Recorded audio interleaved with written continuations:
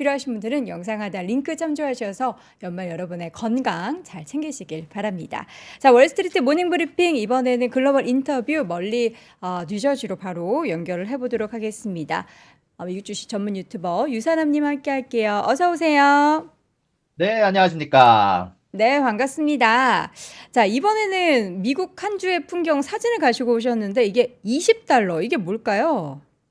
이제 미국 같은 경우는요, 이제 곧 블랙 프라이데이로 향하게 되게 됩니다. 사실, 이제, 아직까지는 이제, 아직 땡스기빙 시즌이 이제 다음 주에 시작이 되게 되는데요. 그 전에 앞서서 몇몇 기업들은 이미 블랙 프라이데이 딜을 어느 정도 공지해놓기 시작한 것 같습니다. 이제 사진 같은 경우는요, 이제 제가 이번에 사실 펜실베니아로 출장을 갔다 오면서 월마트를 잠깐 들렸었는데, 블랙 프라이데이가 아직 2주가량 정도 남았음에도 불구하고 미리 이렇게 사진을 걸어놓는 모습들이 좀 있더라고요. 그리고 사실, 월마트뿐만이 아니라 온라인 상에서도 이제 많은 기업들 사이에서 Early Black Friday라고 해서 이제 미리미리 딜들을 걸어놓는 모습들이 보이고 있고, 사실 이런 부분들이 결국 미국의 소비 관련된 사항을 알려줄 수 있는 지표다 보니까 한번 여러분들에게 이번 주 한 주 풍경을 한번 가지고 와봤습니다. 네.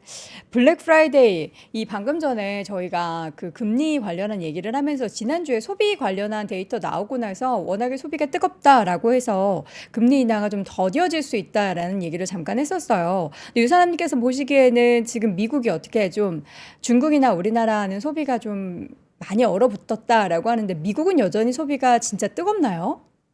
사실 미국 같은 경우는 최근 나왔던 소매 판매 데이터를 보더라도, 그리고 사실 최근에 나오고 있는 여러 가지 카드 사용 지표를 보더라도 좀 전체적으로 카드 사용량이 좀 아직까지 높은 상황으로 이어지고 있고 음. 빚이 좀 많이 늘어나고 있는 상황이다 보니까 아직까지는 미국의 경제가 조금 더 버텨주는 모습이 나오지 않나. 소비 데이터가 이제 높게 나오는 모습들이 아직까지는 보여지고 있는 것 같아서 이번 블랙 프라이데이 자체도 어느 정도 소비가 좀 더 예상보다 좀 더 잘 나올 수 있지 않을까라고 개인적으로 예상을 하고 있긴 합니다. 네. 블랙 프라이데이 앞두고 지금 미국의 소비 관련한 풍경은 여전히 뜨겁다. 그러면 이제 주식 시장이 지금 금요일 날 하락했었던 그 요인들이 계속 또 연말에 시장을 좀 부침을 만드는 게 아닌가 하는 우려가 좀 생기긴 하네요. 자, 이번에는 지난주에 있었던 주요 이슈들 한번 정리를 해보도록 하겠습니다. 물가 관련한 얘기부터 해볼까요? 네, 사실 저번 주 같은 경우는 물가 관련된 내용이 아무래도 중요한 키포인트가 아니었나 싶습니다. 네 가지 키포인트 정해봤습니다. 일단 첫 번째로는 CPI와 BPI 관련된 인플레이션 데이터가 나왔고요. 두 번째는 전체적으로 실업수당 청건수가 하회한 부분, 그리고 파월의 연설, EB의 세액공제 폐지까지 간단하게 갖고 와봤는데요. 자, 일단은 CPI 데이터 보면서 얘기를 좀 해보도록 하겠습니다. 일단 제가 예상한 것과 다르게 나온 부분들이 확실히 있었습니다. CPI 관련돼서는 이제 헤드라인 CPI 내에서 코어 CPI에 포함되어 있는 내용은 거의 다 제가 예상한 대로 나왔지만 코어 CPI에서 예상대로 나오지 않은 부분들이 꽤 있었습니다. 일단 첫 번째로는 이번에 분명히 제조업 관련된 인플레이션 데이터가 높게 나왔음에도 불구하고 ISM 제조업 지수가 높게 나왔음에도 불구하고 의류나 의료물품 같은 경우는 지속적으로 가격이 하락하는 모습들이 보였습니다. 그에 따라서 굿즈 가격이 0%에 달하는 모습이 보였고요. 서비스 같은 지표도 미묘하게 예상보다 조금씩 높게 나왔습니다. 분명히 상승할 거라고 예상을 했지만 주거비, 운송비, 의료 서비스비도 전체적으로 예상치보다 조금씩 소폭이나마 높게 나왔고요. 그리고 여기에 관련된 내용은 사실 재미난 건 CPI보다는 PPI에 좀 커다란 영향을 미쳤습니다. 자, 일단 CPI는 소비자가 보통 사용하는 물가지수, 소비자가 내는 돈의 인플레이션 지수를 얘기를 하는 거고 PPI는 생산자 물가 지수라고 해서 사실 생산자들이 어떻게 물가에 대해서 상승을 영향을 받는지를 알려주는 지표거든요. 근데 이 CPI 내에서는 사실 예상과 그렇게까지 다른 모습이 나오지는 않았습니다. 사실 중간에 정확히 말하면 어느 정도 컨센서스가 상향이 조정이 되게 되면서 저번 주 일요일보다 저번 주 화요일 나왔던 시장의 컨센서스가 사실 조금 더 상향 조정이 되면서 전체적으로 예상치대로 CPI가 나왔다라는 평가가 나왔는데 거기에 반해서 생산자 물가 지수는 6월 제외한다라면 사실 최근 들어서 가장 높은 수치로 향하게 됐습니다. 특히 이번 생산자 물가 지수 같은 경우는 파월 연준 의장의 연설을 바로 앞두고 나온 지표다 보니까 이런 부분들 관련해서 많은 시장의 우려를 갖고 오는 부분들이 좀 있었는데요. 일단 이번 PPI 데이터를 보시게 되면은요. 아무래도 가장 커다랗게 영향을 준 요소는 일단은 바로 이번에 나왔던 아까 말씀드렸던 서비스 관련 지표다라고 얘기가 나왔습니다. 이번에 나왔던 생각보다 높았던 서비스 관련된 지표가 생각보다 PPI 지수를 높게 나왔다라고 얘기를 했는데요. 거기에 대해서 가장 커다란 영향을 준 요소들은 포트폴리오 관련된 비용 지수와 더불어서 또한 이번에 오르게 됐던 보험 관련된 지표가 조금 더 높게 나온 것으로 나오고 있는데요. 일단 에너지와 식품을 제외한 근원 PPI는 한 달 전보다 높은 수치, 그리고 1년 전에 비해서 3.1%로 올랐다라고 나왔습니다. 역시 9월에 0.2%, 2.9%보다, 그리고 추정이었던 0.2에 3.0보다 높은 수치다라고 할 수 있는데요. 부문별로 보게 되면요. 상품 물가는 전월 대비 0.1% 상승하면서 어떻게 보면 물가 자체는 나쁘지 않게 상승할 수 있다라고 했지만 서비스 인플레가 0.3% 상승하게 되게 되면서 이번에 포트폴리오 관리 수수료가 3.6%, 항공료가 3.2%, 그리고 병원 외래 진료비가 0.6%가량 오르게 되게 되면서 사실 이런 부분들이 PPI 생산자 물가 지수를 올리는데 가장 커다란 주범으로 나오기도 했습니다.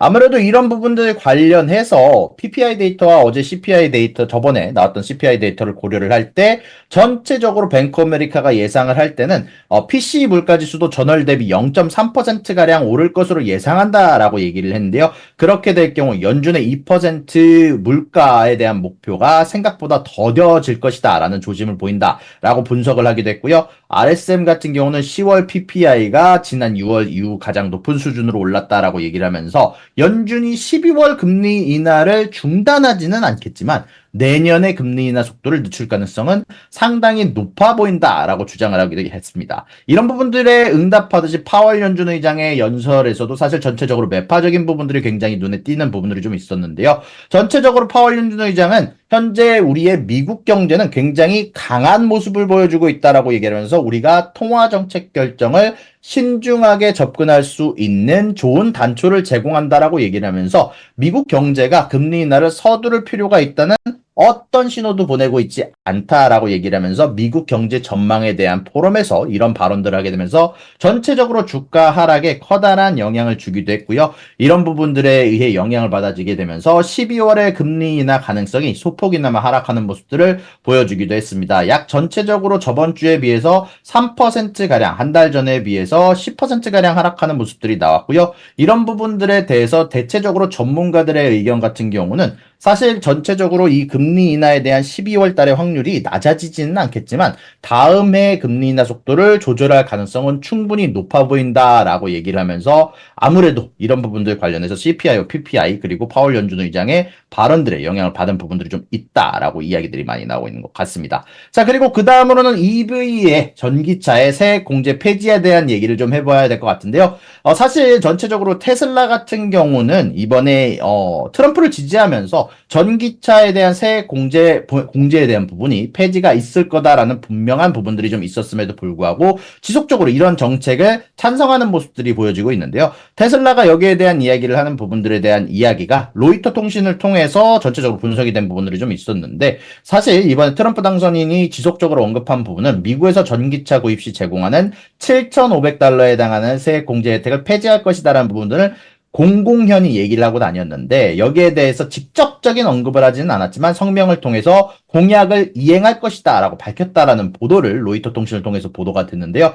여기에 대해서 사실 테슬라 같은 경우는 보조금 폐지를 지지한다는 뜻을 밝혔는데 세액공제 혜택을 폐지하게 될 경우 분명히 미국 전기차 산업의 성장, 파이 자체는 정책이 되겠지만 아무래도 테슬라보다는 경쟁사에 전체적으로 큰 타격을 줄 수 있다는 판단이 나오고 있고요. 여기에 대해서 중국 쪽에서 지속적으로 훨씬 더 값싼 전기차가 나오면서 테슬라의 점유율이 영향을 받고 있는데 만약에 이런 식으로 정책을 하게 될 경우 미국 내에서 결국 중국의 전기차들은 관세 부과로 인해서 경쟁력이 낮아지게 될 것이고 거기에다가 미국 내에 테슬라를 대회한 전기차들은 만약에 세액 공제를 받지 않게 될 경우 훨씬 더 손해에 대한 마진율을 키워갈 수 있다 보니까 장기적으로는 테슬라에게 도움이 될 가능성이 크다라고 하면서 일론 머스크가 지난 7월 테슬라 2분기 실적 발표 컨퍼런스 콜에서 이런 부분들에 대해서 언급을 하기도 했었다라는 부분 한번 여러분들이 염두에 두시고 가시면 좋을 것 같습니다. 네, 지난 금요일까지 한 주 동안 있었던 주요 이슈 간략하게 쭉 정리를 해드렸고요. 아니, 그나저나 우리 유선남님이 생일이세요?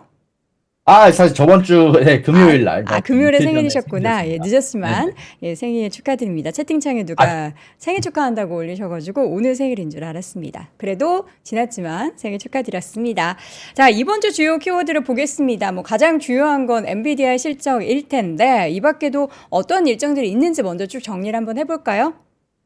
네, 일단 이번 주 주요 키워드는 간단하게 세 가지 정리를 해봤는데요. 트럼프의 인선과 관세, 그리고 중국의 대출 우대 금리 발표, 엔비디아의 원익 이렇게 세 가지를 정리를 해봤습니다. 자, 일단은요, 이번 주 같은 경우는 사실 거시경제 스케줄 같은 경우는 미국에서 사실 좀 큰 스케줄은 나오지 않고 있습니다. 이제 중국 쪽에서 대출 우대 금리 발표가 나올 거다라고 예상이 나오고 있는데, 이제 전체적으로 여기에 대한 방향성이 크지는 않을 것으로 보이고 있고요. 그리고 화요일 날 같은 경우 지속적으로 나오게 되는 지표가 주택 착공 건수 그리고 건축 승인 건수로 전체적으로 주 부동산 관련된 지표가 나오게 되게 됩니다. 수요일 날 같은 경우는 20년물에 대한 채권 입찰, 목요일 날은 실업수당 청구 건수와 필라델피아 연준의 제조업 활동 지수, 그리고 금요일 날 같은 경우는 제조업 구매관리자 지수와 서비스업 구매관리자 지수가 나오게 되게 되는데요. 전체적으로 이번 주 한 주 같은 경우는 거시경제 지표 자체는 크지 않은 속도로 흘러가지 않을까라고 생각이 좀 들게 됩니다. 네. 자, 그러면 하나씩 주요 키워드들 구체적인 내용들 한번 보도록 하겠습니다. 일단 트럼프 인선 관련해서 지금 얘기들이 참 많아요. 지난주에는 시장을 좀 끌어내리는데 특히나 이제 바이오 쪽에 있어서의 좀 악재로 이 인선 얘기가 영향을 미쳤죠. 네, 맞습니다. 트럼프의 인선이 굉장히 파격적입니다. 사실 미국 내에 저도 사실 이번 주에 필라델피아 가면서 인터뷰를 하기도 했었지만, 제가 개인적으로 이제 컨텐츠를 만들려고 이제 뉴욕 쪽과 필라델피아 분들을 만나서 인터뷰를 하는 동안에도 사실 이 이야기가 굉장히 많이 나왔습니다.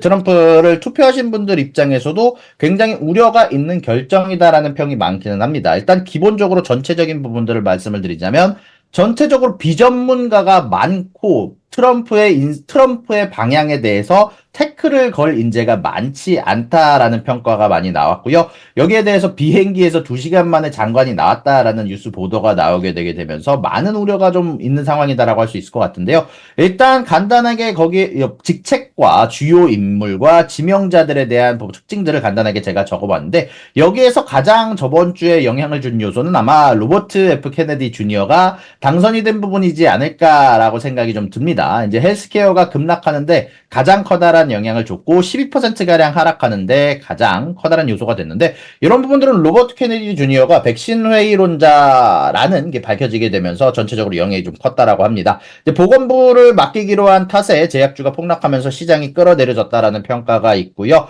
이런 부분들에 대해서 특히 로버트 케네디 주니어 같은 경우는 백신 관련돼서 선택사항으로 바꿔질 가능성이 높다라고 되게 되면서 이런 부분들이 가장 커다란 영향을 줬다라고 얘기가 나오고 있고요. 일단 여기에 대해서 바이털 날리지의 애덤 클리사펄리 설립자 같은 경우는 이제 대선이 끝나자 규제 완화, 세율 인하에 대한 많은 낙관론이 펴졌고 그런 분위기는 여전히 존재하나 여기에 대해서 이제 재평가가 필요한 부분들이 나타나고 있으며 이런 부분들 안에서 바로 트럼프 이제 앞으로 트럼프 대통령의 이런 인선 정책이 영향을 줄 수 있다는 요소가 많이 나오고 있는데요. 사실 많은 부분들이 이제 트럼프 대선 이제 당선인 입장에서 전체적으로 주식시장에 좋은 얘기들만 하고 있지만 사실 오늘 같은 경우는 저는 조금 더 다른 이야기를 한번 해볼까 합니다. 이제 일단 트럼프 당선이 되게 되면서 관세에 대한 얘기를 충분히 하고 날 필요가 있다라고 생각이 좀 드는데요. 이제 트럼프 같은 경우는 확실하게 관세를 올리겠다라고 이미 공공연히 발표를 하고 있는 상황이죠.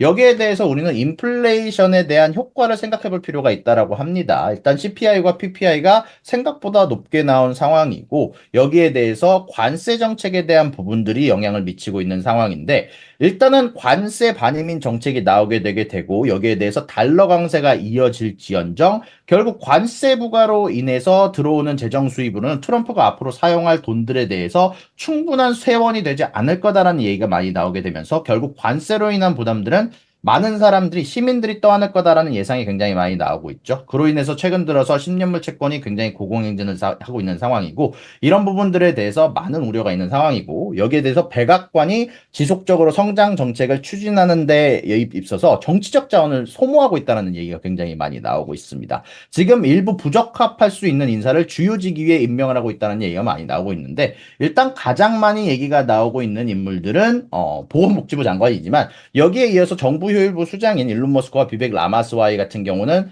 일단 기본적으로 정치적으로 아직 경력이 없는 인물이다라는 게 굉장히 많은 상황이죠. 그러다 보니까 이런 부분들에 앞서서 많은 우려사항이 있는 상황이고 그것뿐만이 아니라 엘리 스테파닉 유엔 주재 미국 대사 같은 경우도 트럼프의 충성파 하원이다라고 얘기가 나오고 있고 국토안보부의 장관인 크리스티넘 같은 경우도 강경한 반이민 정책을 지지하면서 트럼프의 하수인으로 많이 얘기가 나오고 있는 상황이고 국방장관인 피트 헤그버그가 사실 육군 예비역 소령으로서 굉장히 초고속 승진을 한 것으로 나오고 있는데 미국 우선주의에 대한 강력한 지지와 PC주의 그리고 중국에 대한 거대한 반대를 하고 있는 인물로 나오게 되게 되면서 결국 앞으로 트럼프가 추진하는 방향성에 대해서 일기 같은 경우 트럼프가 사실 자신의 의견에 반대할 수 인물을 뽑게 되게 되면서 여기에 대해서 트럼프가 엇나갈 때 분명히 태클을 걸 수 있는 인물들이 있다라는 평가가 있었지만 이번 인선에 대해서는 여기에 대해서 전혀 태클을 걸지 못할 거다라고 예상이 되게 되면서 트럼프가 지지하고 있는 반중국 정책, 반PC 정책,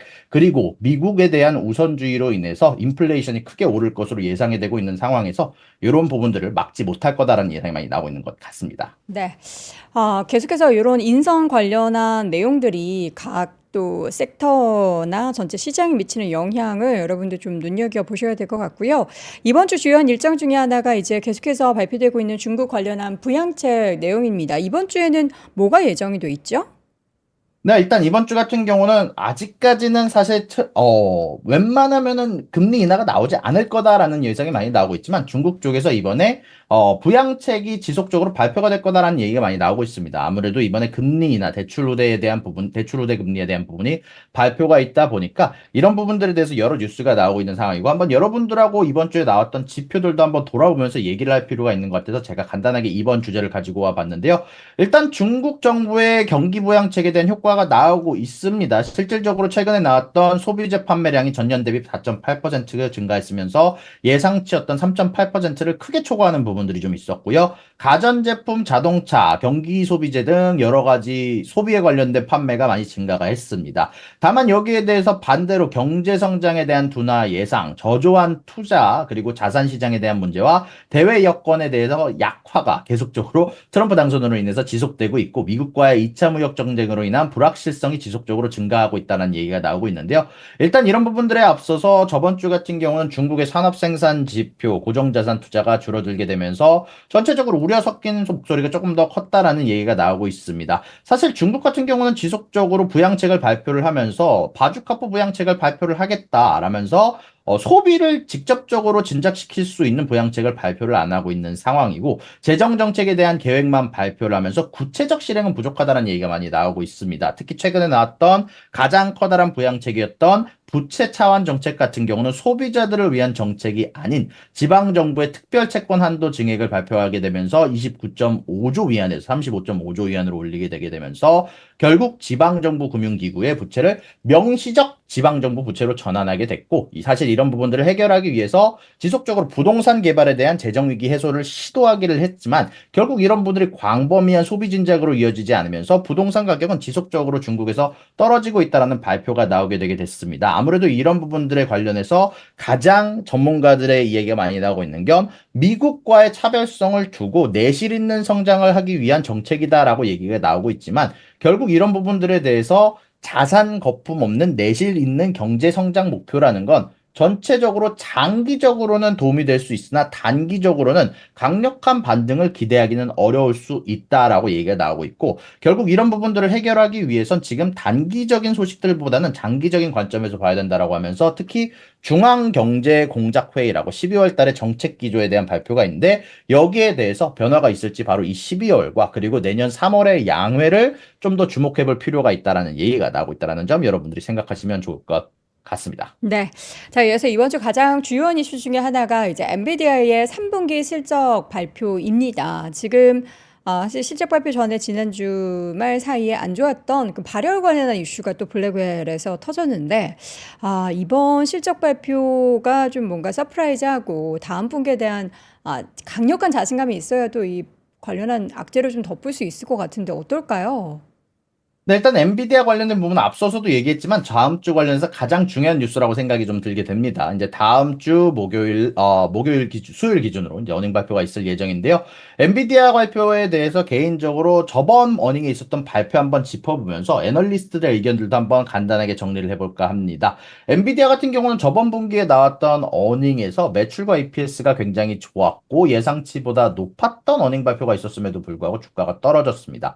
그리고 사실 말씀해 주신 것처럼 이 블랙웰에 대한 부분들이 가장 커다란 주목을 받게 되면서 사실 이런 부분들에 대한 질문들이 계속 이어졌었는데요. 분명히 이때 같은 경우는 주가가 급락하면서 어닝 이후가 발표가 마무리가 됐습니다. 여기에 대해서 가장 커다란 영향을 줬던 건 바로 매출에 대한 총이익률, 마진율에 대한 평가가 있었는데요. 특히 가이던스 관련된 부분에서 이제는 높은 가이던스에 높은 마진율을 유지하지 못할 거다 아니면은 더 이상 성장하지 못할 거다라는 예상이 나오게 되면서 이런 부분들에 대한 실망 매물들이 많이 나왔던 것 같은데요. 이런 부분들에 대해서 사실 가장 많이 주목을 받았던 것은 바로 마진율이 정점을 찍고 둔화된다라는 것 그리고 매출에 대한 EPS가 가이던스가 애널리스트 평균치는 넘었지만 최상단을 못 넘었다라는 평가 그리고 이런 부분들에 대해서 최상단의 예측을 넘는 것에 대해서 익숙했던 시장이 예상치보다 그냥 고작 조금 높은 정도로 나왔구나라는 데에서 실망 매물들이 좀 나왔고 여기에 대해서 주요 매출의 40%가 구글, 메타와 같은 데이터 센터 운영자로 나오고 있는데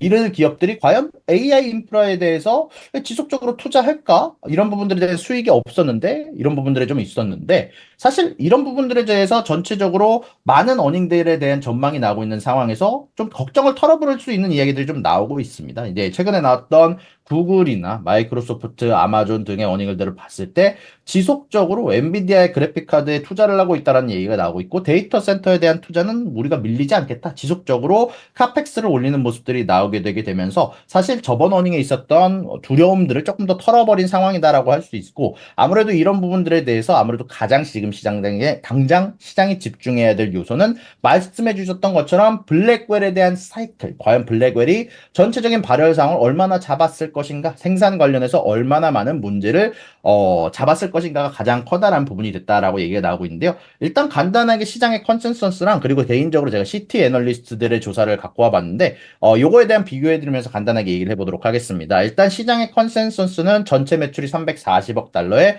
300억 달러에 해당하는 데이터 센터 매출을 기대를 하고 있고요. 여기다가 마진율을 76%가량 기록할 것으로 예상이 되는 상황이고요. 그리고 가이던스에 대한 컨센서스로는 전체 매출이 375억 달러, 데이터 센터 매출이 330억 달러가 될 것으로 예측이 되는 상황이다라고 할 수 있을 것 같습니다. 여기에 대해서 CT 애널리스트는 살짝 이런 부분들을 하향 조정하는 수치들을 이제 예상을 하고 있는데요. 전체 매출은 330억 달러, 데이터 센터 매출 같은 경우는 290억 달러, 마진율 같은 경우는 73%를 기록할 거다라고 예상을 하면서 전체적으로 컨센서스보다는 조금 모자란 모습들을 예상을 하고 있다라는 발표를 했습니다. 가이던스 컨센서스도 소폭 10억 달러가량 낮은 매출을 예상을 한다라는 발표가 있었고요. 그럼에도 불구하고 목표 주가 같은 경우는 상향 조정을 했습니다. 결국 블랙웰에 대한 칩 판매 비중 증가가 나을 것으로 예상하고 블랙웰에 대한 수요를 어느 정도 걱정을 무마시킬 것으로 예상을 하면서 어닝 서프라이즈 및 가이던스 상향을 기대를 하면서 데이터 센터 매출의 증가가 클 것으로 예상이 되고 있고 이로 인해서 매수 등급을 유지한다라는 발표를 했고요. 여기에 대해서 모건 스탠리 같은 경우는 조금 더 다른 이야기를 좀 내놨습니다. 제조 업체는 분명히 엔비디아는 블랙웰 관련된 공급 문제를 말씀해 주셨던 것처럼 겪고 있지만 강력한 분기 실적이 나올 거다라고 예상을 하고 있다라고 합니다. 블랙웰에 대한 판매가 젠슨 왕이 얘기를 했던 것처럼 지속적으로 의미 있는 상승이 나올 것이고 이런 부분들이 엔비디아의 주가를 견인할 전망이다라고 얘기가 나왔고 올해 말에 특히 더 큰 가이던스에 대한 상향 조정 가능성을 언급을 하면서 비중 확대 등급을 재확인했고 최우선으로 추천 종목으로 유지한다라는 발표를 했습니다. 다만 그럼에도 불구하고 이번 어닝 자체가 커다란 상승 촉매제가 되지는 않을 것으로 예상을 한다라고 얘기를 하고 있는데요. 이번 분기 같은 경우는 전 세대의 모델에서 이 새로운 세대의 모델의 전환기로 주요 촉매제가 되지는 않을 것 같다라는 예상을 이번에 내놓기도 하면서 전체적으로 CT나 모건 스탠리 같은 경우는 분명히 어닝 서프라이즈 자체는 나오겠지만 예상보다 높지 않은 서프라이즈, 적당한 양의 소폭 서프라이즈가 나오게 되게 되면서 커다란 상승은 없을 것으로 예상한다라는 부분으로 CT과 모건 스탠리가 어닝 전망을 맞췄다라고 얘기를 해드릴 수 있을 것 같습니다. 네. 이번에 블랙웰 그 서버 과열 관련한 문제가 지금 터지고 나서 실적 발표이기 때문에 다들 실적 발표를 하면서 어닝콜에서 뭔가 관련한 이야기를 좀 걱정을 누그러뜨릴 수 있는 이야기를 하기를 바랄 텐데 과연 우리의 예상과 바람대로 그런 이야기를 하게 될지 여부가 참 궁금해집니다. 이 밖에도 소비 관련한 기업들도 이번 주 실적 발표에 예정돼 있는데 월마트 어떨까요? 그래서 말씀해 주신 것처럼 이번 주 같은 경우는 소비 관련된 기업들의 어닝 발표가 많이 나오게 되게 됩니다. 월마트뿐만이 아니라 타겟 그리고 로우즈 같은 경우도 이제 전체적으로 부동산 관련된 부분에 대한 매출로 전체적으로 소비 관련된 제품들이 어닝 발표를 하게 되게 되는데요. 일단 월마트와 BDA 아니면 타겟 같은 기업들 같은 경우는 전체적으로 어닝 자체가 최근 들어서 주가가 하락하는 방향성으로 잡혔기 때문에 기대감이 많지는 않은 상황이다라고 얘기를 할 수 있을 것 같고요.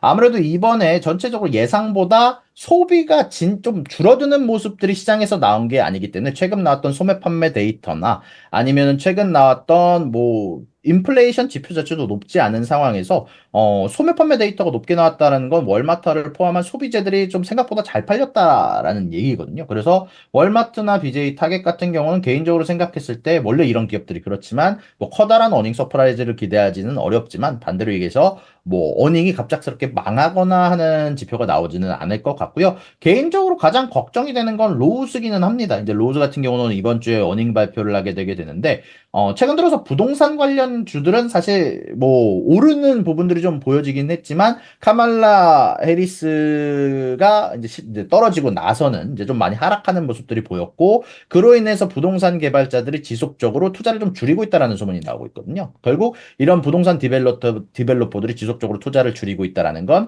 거기에 대한 플리핑 혹은 재건축 관련된 비용도 결국 같이 줄어들고 있다라는 소리고 그로 인해서 로우즈도 어느 정도 타격을 받게 되지 않을까라고 개인적으로 생각을 네. 하는 상황이다라고 말씀드릴 수 있을 것 같습니다. 네, 자, 이렇게 해서 이번 주도 엔비디아 실적 발표가 가장 주요한 관전 포인트가 될 것 같은데요. 관련해서 뿐만 아니라 소비 관련한 기업들의 실적 내용들도 경기를 또 가늠할 수 있기 때문에 함께 체크해 보시기 바랍니다. 자, 오늘도 글로벌 인터뷰 시간 미국 주식 전문 유튜버 유선남님 연결해서 이야기 나눠봤습니다. 말씀 고맙습니다. 수고하셨습니다. 삶의 격을 높이는 9가지 지혜를 함께 나눕니다. 위즈덤 칼리지 시즌 2 영상 아래 링크를 클릭하시면 자세한 내용을 확인하실 수 있습니다.